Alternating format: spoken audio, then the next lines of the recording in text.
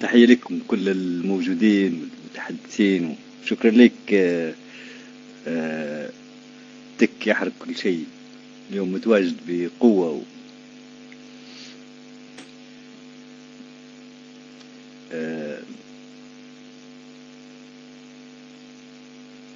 هو حدث متوقع عموما في كل الأحوال. اللي حصل اليوم متوقع وبوادر باينة، يعني أسبابه واضحة. هناك فوضى في الداخل، وهناك ضغط دولي في الخارج، هناك فراغ سياسي. كل هذه الأشياء مجتمعة بدون شك تهيأ لي أي عمل، بغض النظر على شكله وعلى أسلوبه وعلى،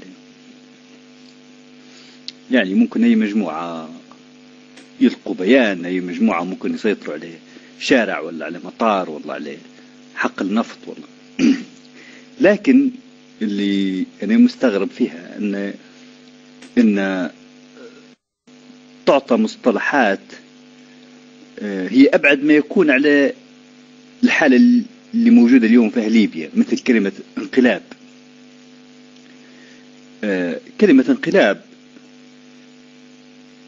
لا يمكن أنها تنطبق على الحالة في ليبيا اليوم، لأن الانقلاب على من وباسم من وضد من، كل هذه الأشياء غير. خلينا نجاوب عليها واحدة واحدة. هل الآن فيه دولة موجودة قائمة ممكن تنقلب عليها؟ هل في حكومة تسيطر على أي جزء من ليبيا حتى أنت تنقلب عليها؟ هل هناك مواقع حيوية تتبع جهة معينة حتى أنت تنقلب عليها؟ هذه أسئلة باش نوضحوا للناس، بس لا يوجد. يعني مثلا اليوم كل مدينة هي دولة مستقلة بحالها. كل المواقع الحيوية، كل موقع عند ميليشيا. القنوات لا توجد قناة تتبع دولة ولا قناة رئيسية، كل قناة واحدة تتبع زنتان، واحدة جبريل، وواحدة جدران، وواحدة الكيب، وواحدة بوكا، وواحدة.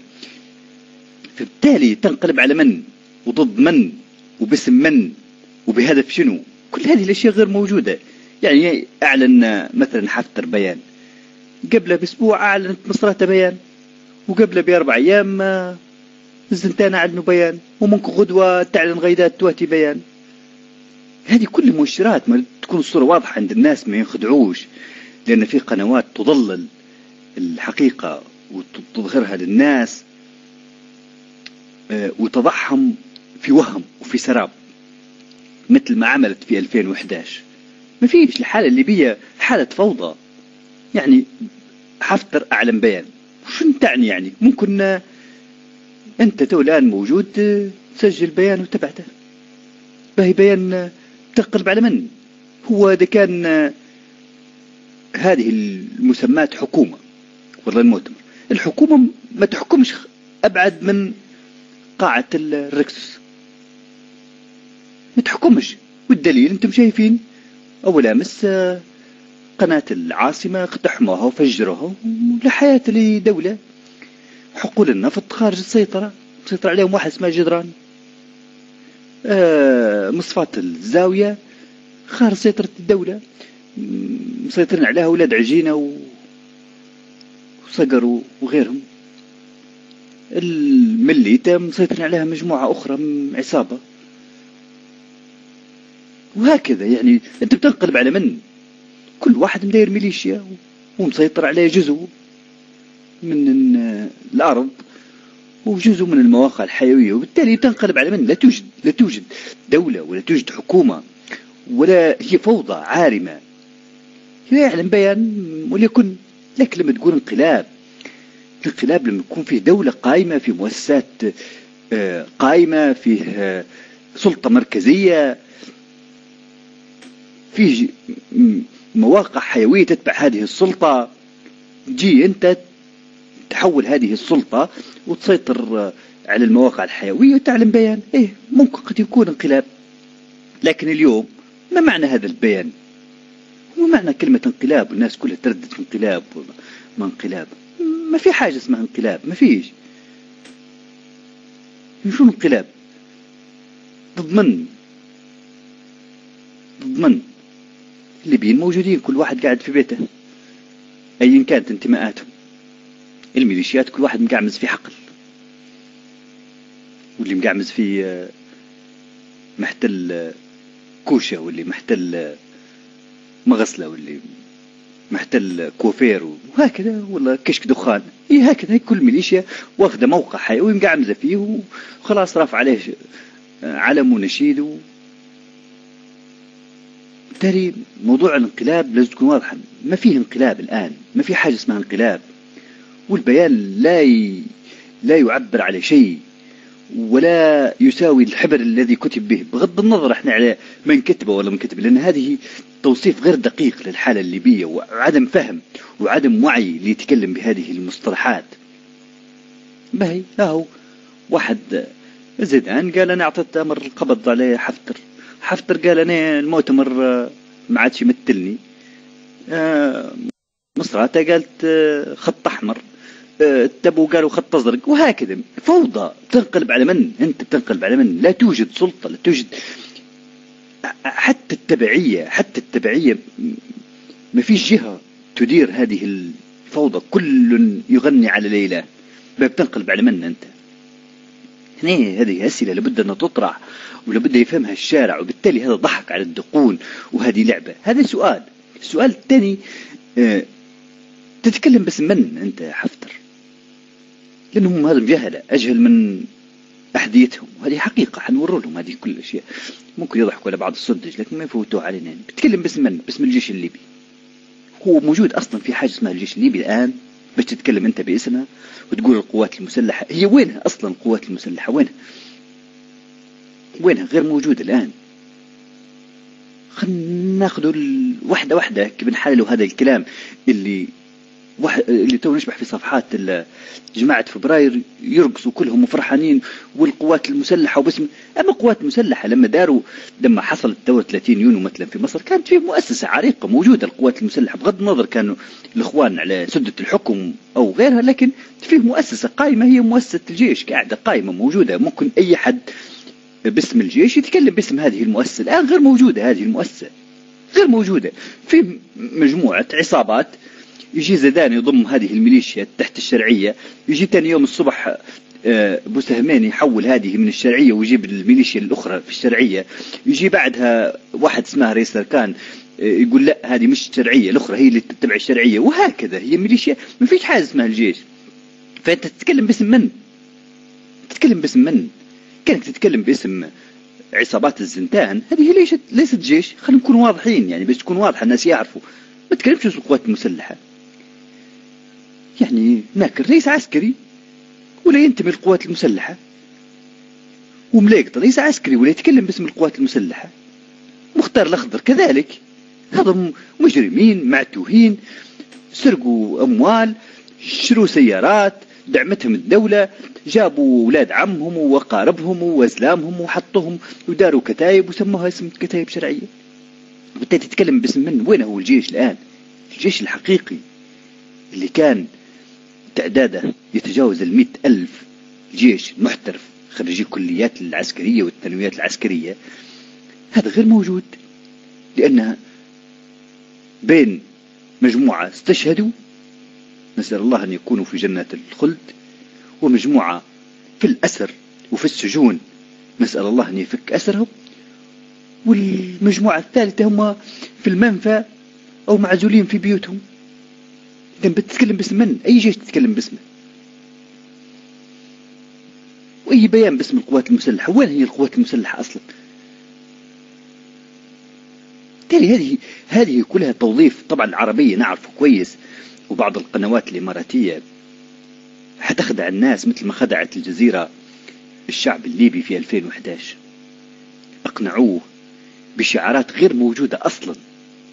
قالوا لك كتائب القذافي، في حين لا توجد حاجة اسمها كتائب القذافي. كان في جيش ليبي فيه كل الليبيين، تلقى ضابط من طبرق وضابط من غات توارق وضابط من زوارة وضابط من طرابلس، كل هكذا يعني فيه نسيج الليبي كله. أقنعوا الليبيين بأن هذه كتائب القذافي،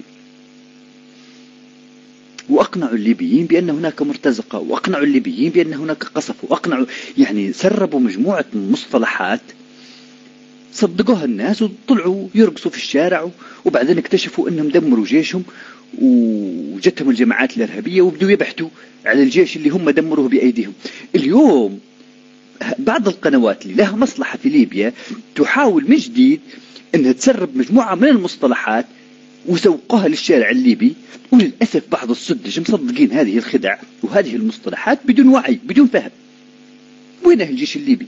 إذا كان يا حفتر فيه جيش ليبي، خير ما شفناش وقف الاغتيالات، خير ما شفناش يأمن المدن، خير ما شفناش منع عن مارينز الأمريكي من القبض على مواطن موسط العاصمة، خير ما رناش وقف اقتحام السفارات، خير ما رناش رجع الدبلوماسيين المصريين اللي خطفتهم غرفة دوار ليبيا وما تسمى غرفة. وين الجيش الليبي اللي تتكلم باسمه؟ ليش ما وقفوش الضباط كل يوم يموتوا في بنغازي وفي درنا؟ وين الجيش الليبي؟ لابد تكون الصورة واضحة، ما يخدعوكمش. ما في حاجة اسمها الجيش الليبي الآن لا يوجد. أي واحد يستخدم هذا المصطلح اليوم في ظل الحالة اللي الآن موجودة هي خدعة أخرى للضحك على الناس. هذا يمثل نفسه ومداير اجتماع مع بعض السدج والرعاع زي اللي شفتوه آمس طالع هذا المعتوه ناكر يتوعد ويهدد وهو ما يساويش العباية اللي لبسها. وين الجيش الليبي؟ طلع لنا قيادات اللي انت والكتائب اللي يتبعوك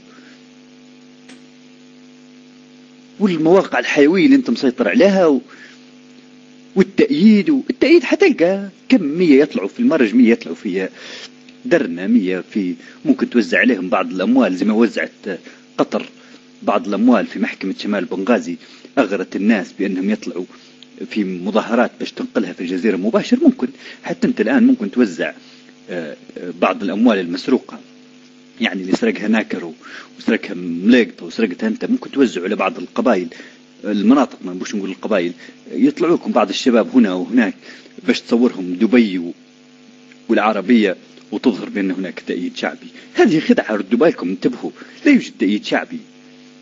كل ما أفرزته فبراير هو باطل وهو خطأ. نفس الشعارات. أنت اليوم لما تقول في هذا البيان، والله أنا مش مركز على التكست، ترى معلش بلكي حد يكتب حاجة مرات أنا نتكلم راني مش مركز على التكست. تقول راية الاستقلال المجيدة. طيب راية الاستقلال المجيدة اللي أنت تعتبر فيها الآن استقلال ومجيدة، ليش انقلبت عليها في 69 يا حفتر؟ مش انقلب، ما في صوت، ما في صوت واحد هذه في صوت والله ما في باهي معنا المفروض كويس. طيب حفتر ليش انقلبت على الملكية الفاسدة في 69؟ شاركت في ثورة الفاتح ضد هذا العلم وضد هذا النشيد وضد الوضع الملكي الفاسد. ما فيكمش واحد اللي الآن تطبلوا له وتزمروا له تقولوا ان هذا منافق. انت العالم اللي انقلبت عليه في 69 وقلت ان وضع البلاد كان تحت الاحتلال الأجنبي، لهذا انت انضميت لخلايا القائد معمر القذافي وقمت بالثورة في 69. تمام. وقلت هذا العلم هو علم مزري والنشيد هذا نشيد ملكي فاسد لأنه جاء وقت استقلال مزيف وفي عهد الاحتلال الأجنبي. اليوم يلقي بيان وفي جنبه هذه الراية ويتكلم في ظل البيان بيقول راية الاستقلال المجيدة. ما فيكمش واحد الآن أنتم يعني طبعا كلام موجه لفبراير تقولوا إن هذا كذاب ويتكلم على عهد هو انقلب عليه، اليوم طلع الاستقلال مجيد. في كل الأحوال حفتر غبي وما تأملوش إنه يعمل شيء نحكي اللي يساندوا فيه، لأنه أول من انضم لنكبة فبراير منذ 2011، وأول من دخل لبنغازي، والسدج اللي رقصوا له قدام محكمة شمال بنغازي لما دخل بنغازي في بداية أحداث فبراير، ونعرفوا أنها جابوه المخابرات الأمريكية ودخلوه لليبيا للعب دور مهم في ذلك الوقت. كانوا يرقصوا له يهتفوا له خليفة خليفة بنغازي ما جابت كيفه. تمام، قعدتوا 3 سنين تنتظروا في هذا اللي ما جابتش بنغازي كيفه. انتم عايشين في الرعب، في الدمار، في القتل، في الاغتيال، في الخطف. ليش ما عمل حاجة في 3 سنين؟ تو استيقظ له بعد 3 سنين انه يدير بيان ويستيقظ ان البلاد دمرت. وليش انت البلاد دمرت؟ ما قدامك من 2011 جو الاسلاميين وجو الاخوان الزنادقة المجرمين خرجي السجون. الان انت ما قادر تمشي في شوارع بنغازي لانك خايف يخطفك بوكا العربي. ما تقدر تمشي في شوارع طرابلس لانك خايف غنيو الككلي يخطفك. حتى بيانك دايرة مسجل بعته خفية، ممكن مسجلة في واحدة من الحوايز المستوي عليها الزنتان، والله في واحدة من غير معقول. في اشياء الحاجة الوحيدة اللي متوقعة تماما، احنا هذا الصدام متوقعين منذ فترة. الصدام اللي حيحصل بين هذه الفسيفساء الغير متجانسة، أقطاب فبراير هي غير متجانسة، لأن لكل منها هدف ولكل منها مصلحة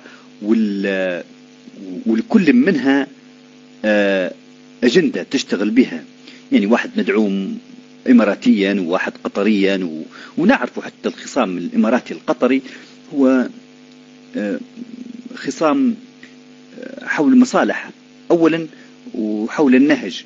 يعني قطر ماشية في تيار الإخوان، تدعم في الإخوان المسلمين، والإمارات عندها مشكلة حقيقية مع الإخوان المسلمين، وبالتالي تدعم أي تيار مناهض للإخوان المسلمين. هذه حقيقة الحال. الإسلاميين الآن بما فيهم الجماعة الليبية المقاتلة وانصار الشريعة والإخوان وكل هذه المسميات مدعومين قطريا وتركيا، والطرف الآخر مدعوم إماراتيا وسعوديا.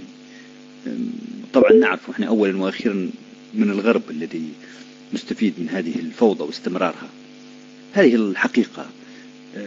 يحاولوا أنهم يكرروا السيناريو المصري في ليبيا، ولكن الأغبياء يعرفوا أن الحالة الليبية منفردة تختلف كليا على طبيعة الحالة المصرية بكل معطياتها مختلفة، وبالتالي ما حصل في مصر لن ينجح في ليبيا. هذه حقيقة. مسيرة مليونية وصلت 30 مليون في الشارع المصري غيرت نظام الحكم في مصر، وكانت الظروف مختلفة. الشارع كان أعزل، لم يكن مسلح، بالتالي الحراك كان يعني فيه مساحة كبيرة من الحراك ومن التعبير ومن التظاهر، وهذا جانب إيجابي.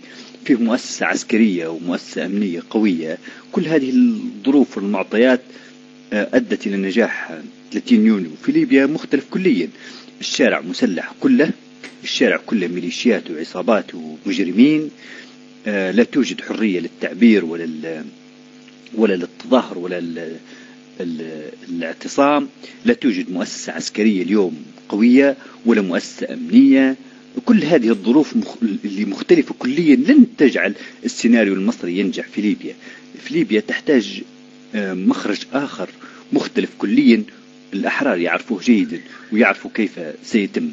أما هؤلاء الأغبياء اللي يتوقعوا أن بيان يقلد في السيسي طالع ونحن نفوض القضاء، ونحن بنفس الواحد نفس التعبيرات اللي واخذها من السيسي من بيان السيسي ينسخها. هو عايش في الوهم، يحاول التقليد، يحاول أن يكون كاريزما يلتف حوله الناس، وعايش عند عقدة النقص.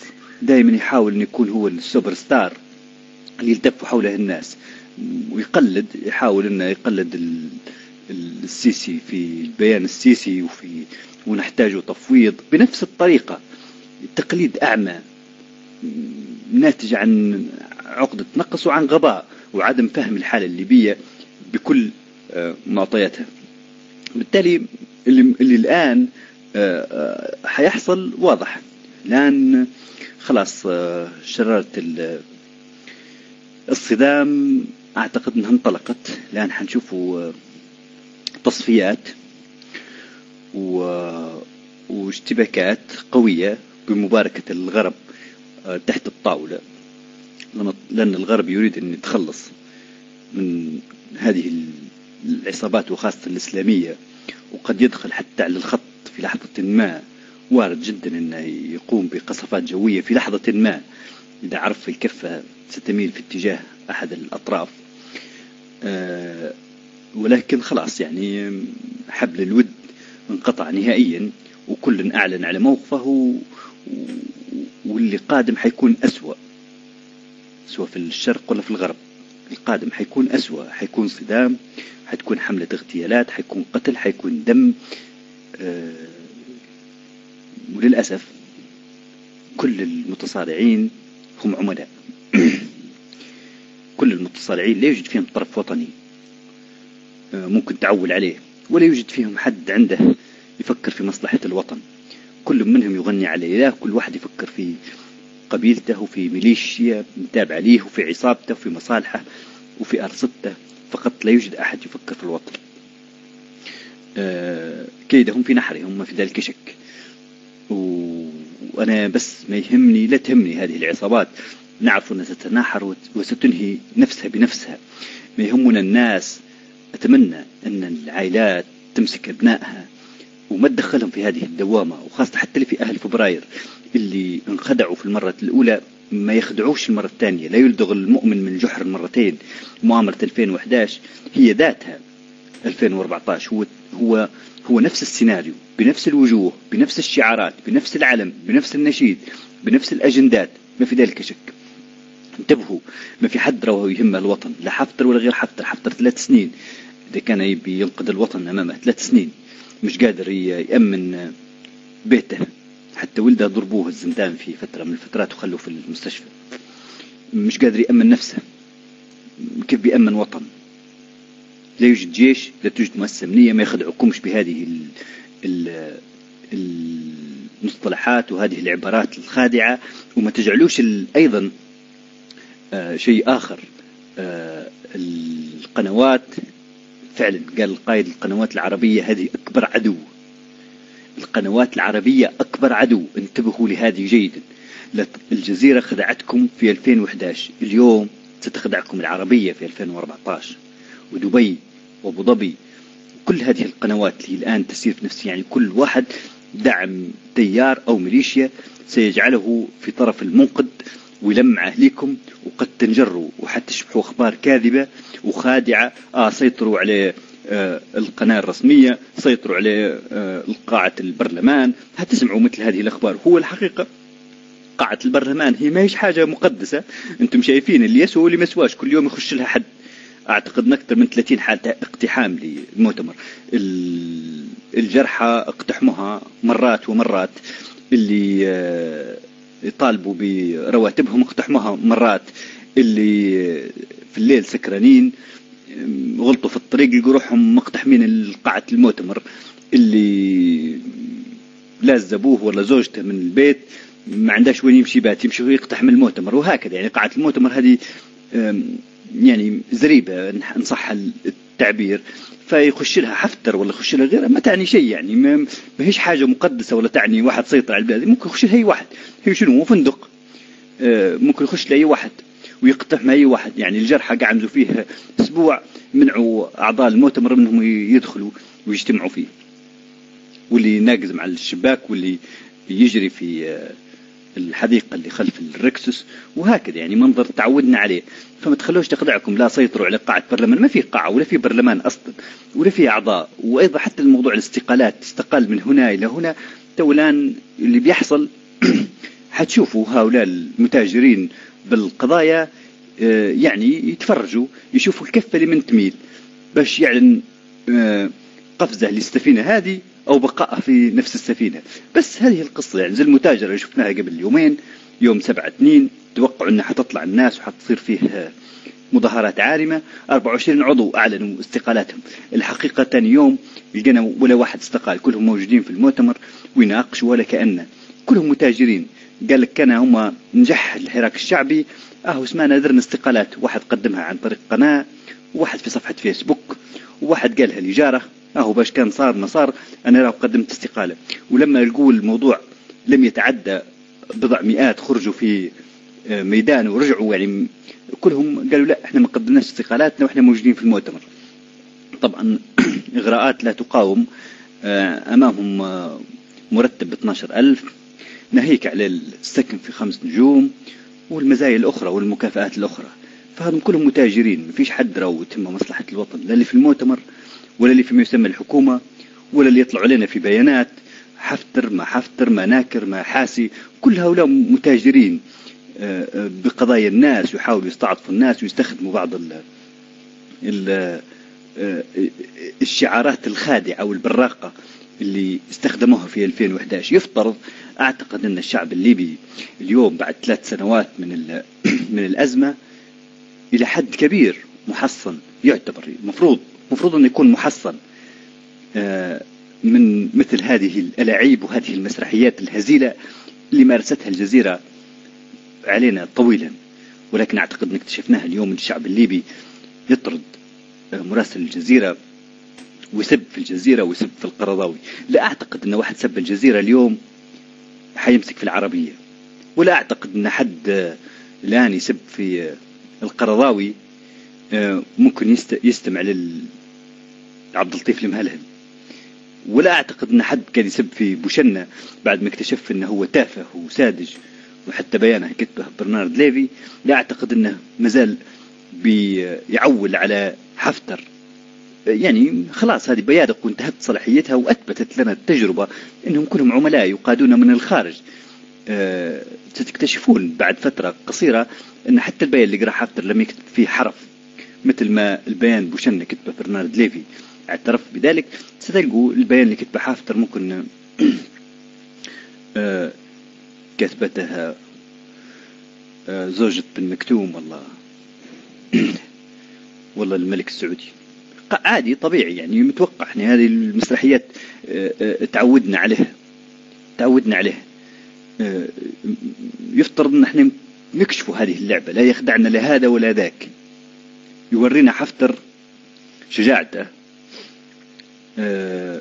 امام الجماعات القاعدة، يورينا شجاعته ويدخل درنا، يورينا شجاعته ويقاتل دروع بوكا لن يجرؤ هذا التافه. والدليل عندنا يا شباب بنغازي اللي تهتفوا اليوم بحفتر 8 شهور، هذا اللواء اللي تعتبر فيه اللواء المحترف، ومعاه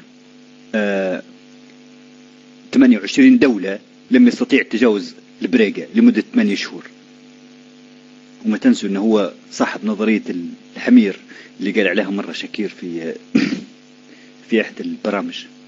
هذا تافه وساذج وغبي وغير قادر، ولا عنده شخصية ولا كاريزما ولا عنده هدف.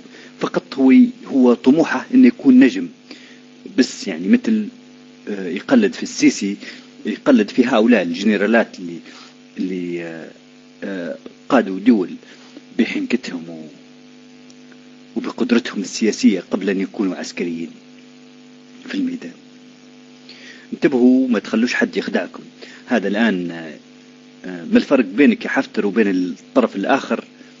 الطرف الآخر يقوده ميليشيات، تقول أنت لا، ميليشيات الإخوان والقاعدة والمصراتة، وأنت أيضا خلفك ميليشيات ناكر ومليقطة والأخضر.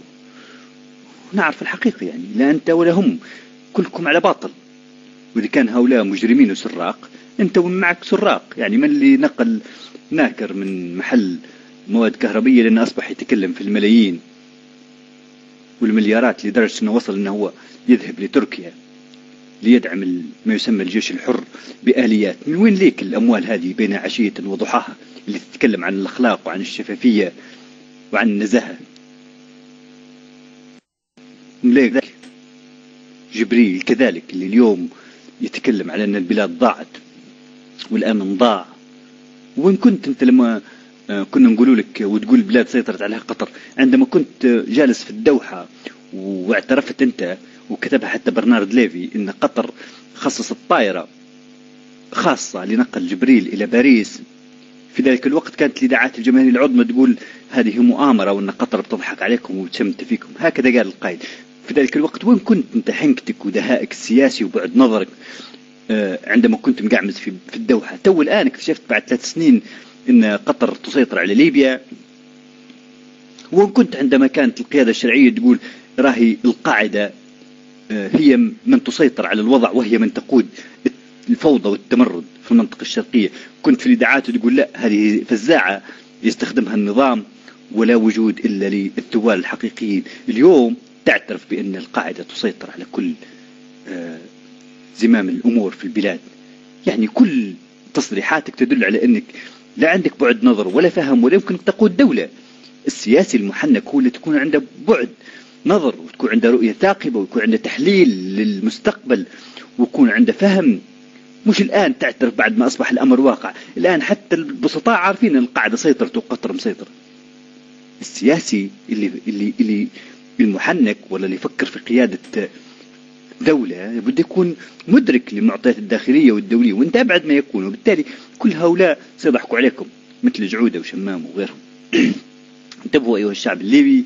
واعتقد أن الشعب الليبي اليوم تمرس وعنده حصانة وعنده مناعة وأن هذا الاقتتال ما تشاركوا فيه.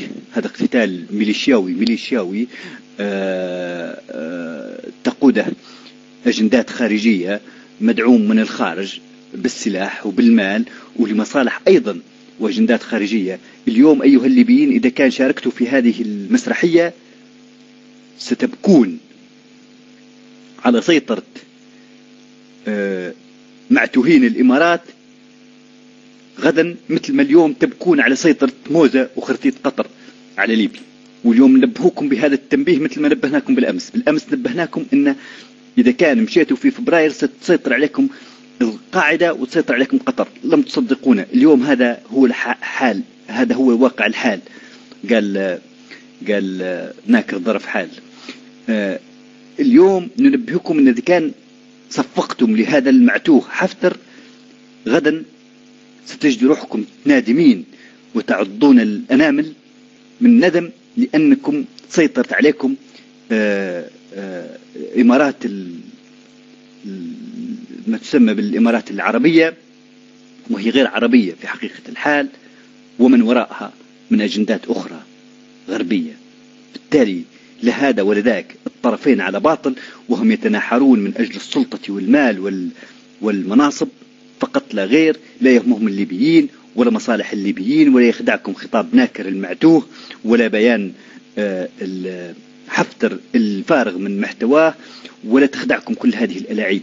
كلها مسرحيات هزيلة ستنتهي بانتحار جماعي لكل فبراير. وانتظروا الانتفاضة الحقيقية للشعب الليبي الحقيقي الذي ستقوده طلائع الشعب المسلح والمتطوعين والجحافل الثورية والحرس الشعبي والحرس الثوري الذين قاتلوا 8 شهور الناتو وهم جاهزين للحظة ما.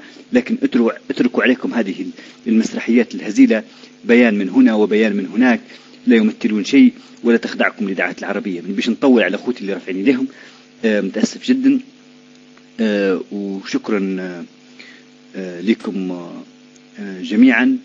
وهذه مسرحية احنا سنتفرج على فصولها لأنها ستنهي فبراير نفسها بنفسها. شكرا لكم وتحية لكم أحرار والمايك خطر.